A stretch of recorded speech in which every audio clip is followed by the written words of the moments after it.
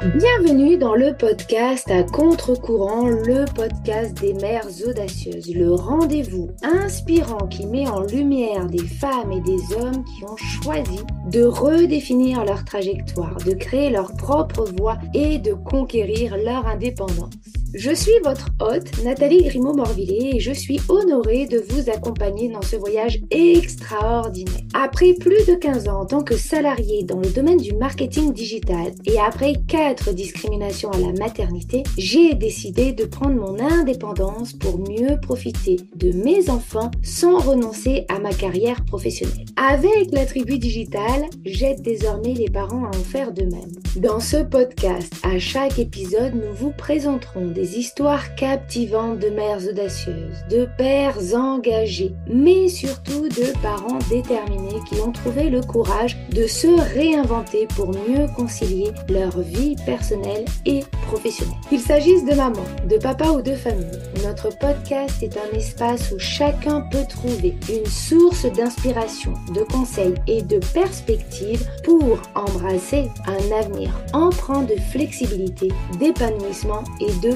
conciliation ainsi que de succès. Si vous êtes à la recherche de nouvelles manières de penser et ou de travailler ou encore d'astuces, c'est le podcast qu'il vous faut. Prenez dès à présent votre boisson préférée et c'est parti. Retrouvons-nous dans le nouvel épisode du jour.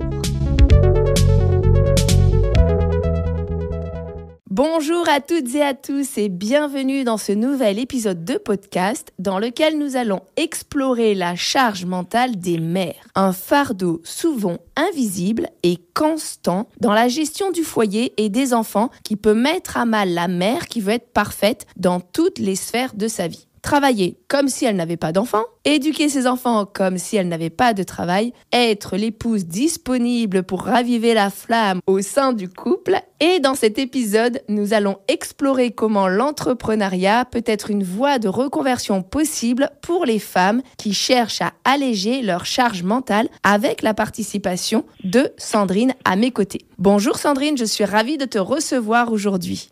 Bonjour, je suis ravie d'être avec toi. Eh bien, ça tombe bien, on va avoir une petite demi-heure pour parler ensemble de la charge mentale des femmes et de comment l'entrepreneuriat peut justement permettre aux femmes d'alléger leur charge mentale. Mais pour commencer, est-ce que tu peux te présenter à celles et ceux qui nous écoutent ? Oui, bien sûr. Donc, moi, c'est Sandrine. J'ai 43 ans. J'habite à côté d'Orléans. J'ai travaillé pendant 17 ans dans le domaine de la petite enfance en tant qu'auxiliaire de puériculture dans différentes crèches et en milieu hospitalier en service de pédiatrie. J'ai aussi travaillé comme assistante maternelle en maison d'assistante maternelle et puis à mon domicile. Et maintenant, je suis community manager. Waouh, pas mal de métiers déjà dans une seule et même vie. Oui, j'aime bien un peu changer régulièrement, oui. Ça permet de ne pas s'ennuyer au moins. C'est ça. Alors, depuis quand es-tu maman et combien d'enfants as-tu ? Alors, je suis maman depuis janvier 2007 et j'ai 2 garçons et le plus jeune est de mai 2019. D'accord, donc effectivement, ils ont quasiment une petite dizaine d'années d'écart. C'est ça, oui, 12 ans d'écart entre les deux. Est-ce que tu peux nous raconter comment nous nous sommes rencontrés ? Alors, je t'ai découvert via les réseaux sociaux, donc sur Facebook en 2021. Et après une longue année de réflexion, je me suis lancée dans la formation. Et puis, j'ai également pu te rencontrer via un atelier, une émission de télé et le salon Baby de Lyon en 2023.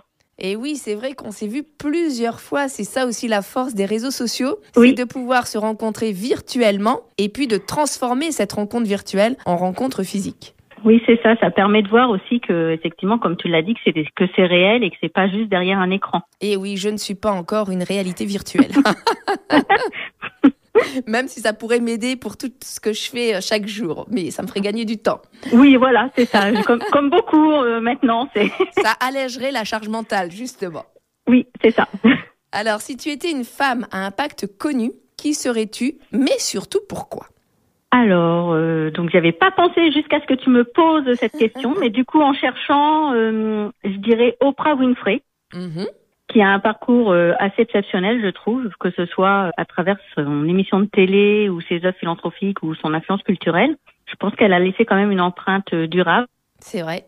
Exemple vivante de la façon dont une personne peut changer de vie et faire une différence positive.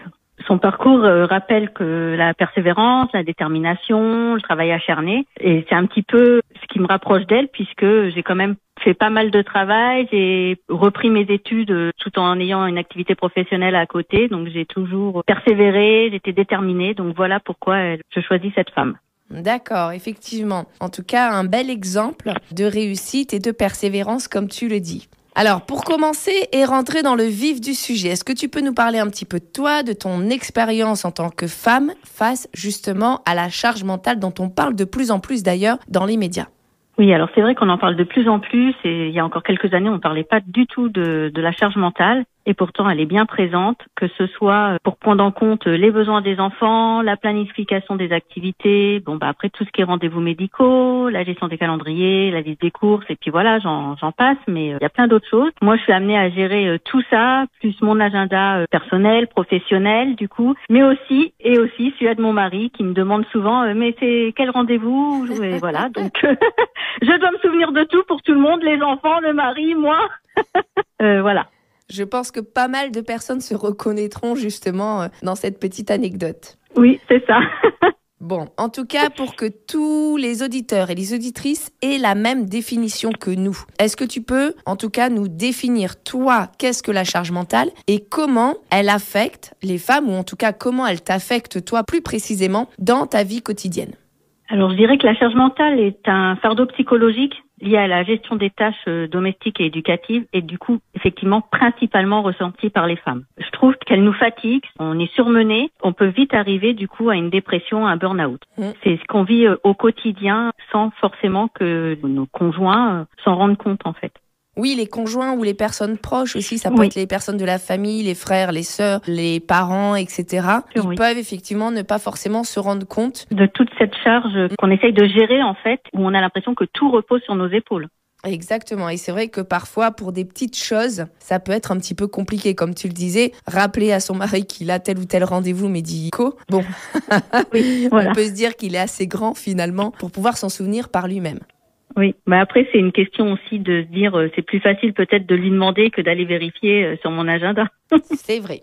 Comme dans toute situation, il y a forcément des avantages, des inconvénients lorsque on a en fait de la charge mentale et lorsque l'on se lance dans l'entrepreneuriat, puisque c'est le choix que toi tu as fait pour alléger ta charge mentale finalement au quotidien. Qu'est-ce que tu pourrais partager auprès de nos auditrices et de nos auditeurs justement sur ce parcours que tu as réalisé, mais aussi sur les avantages et les inconvénients de cette nouvelle situation?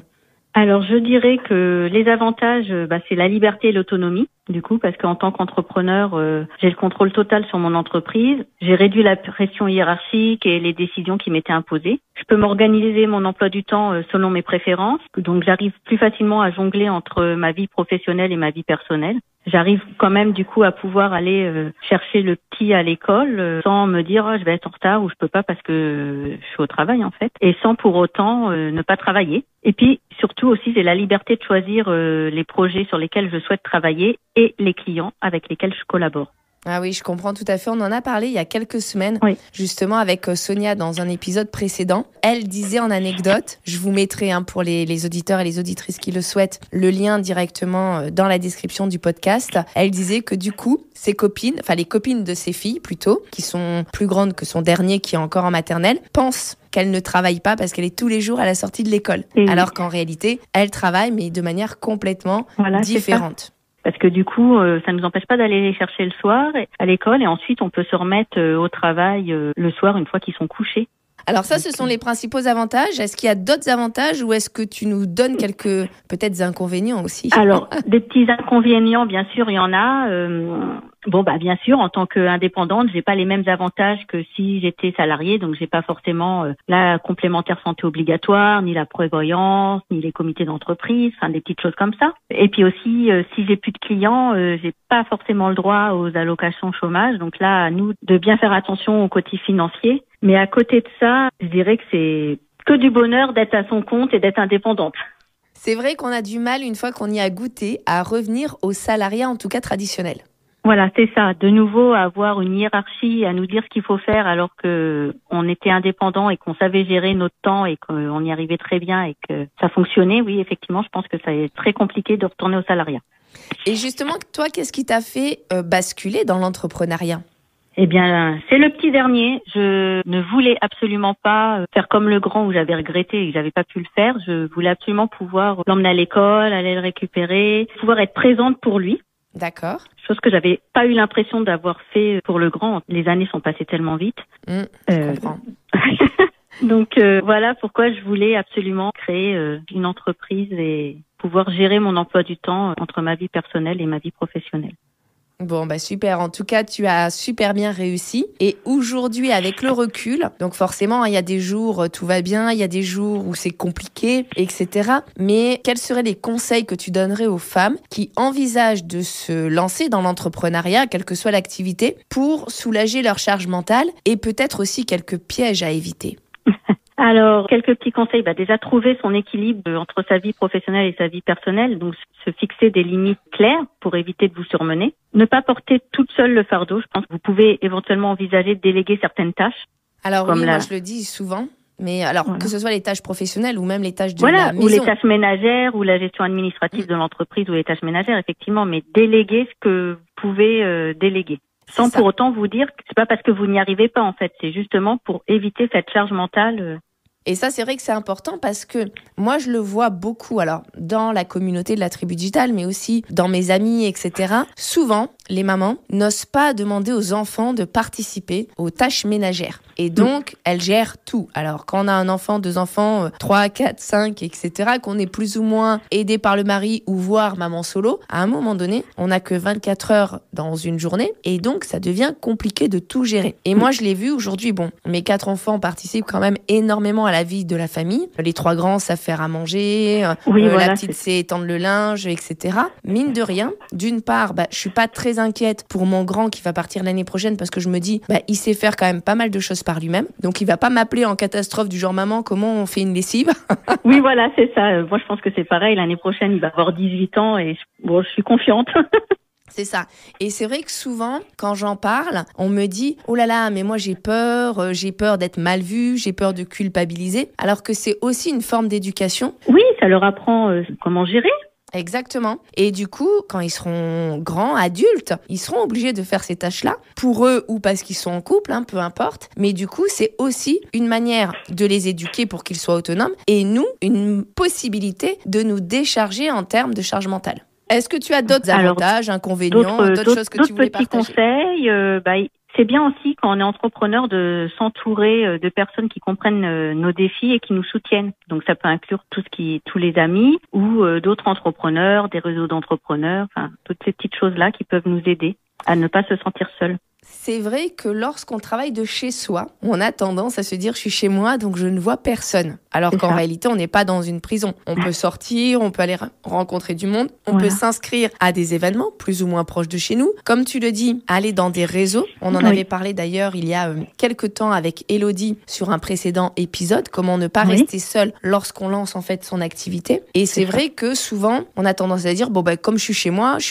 ne vois personne ». On a tendance à s'enfermer, c'est ça, à s'enfermer, alors que non, justement, il faut rencontrer d'autres entrepreneurs et puis en plus, on apprend énormément des autres, donc et ne serait-ce que juste une petite discussion, parfois, ça peut nous permettre de débloquer une situation qui était complètement bloquée. Et au niveau des pièges, parce que c'est vrai que lorsqu'on travaille de chez soi, on peut avoir tendance à se dire « je suis chez moi, donc je vais faire le lit des enfants, nettoyer la maison, etc. » C'est ça.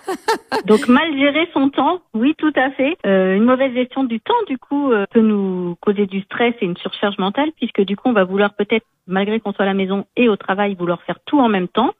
Du coup, on va complètement être dispersé dans nos tâches professionnelles et puis à la maison, et on va pas y arriver du tout à faire plusieurs choses en même temps. On va être déconcentré et ça va pas être judicieux de travailler comme ça. Donc, il faut vraiment se caler des temps précis pour son entreprise, comme si c'était du salariat, et se caler des temps précis. Et puis, les temps où on se dit, là, je travaille pas pour l'entreprise, là, ça sera le moment de faire toutes les autres choses.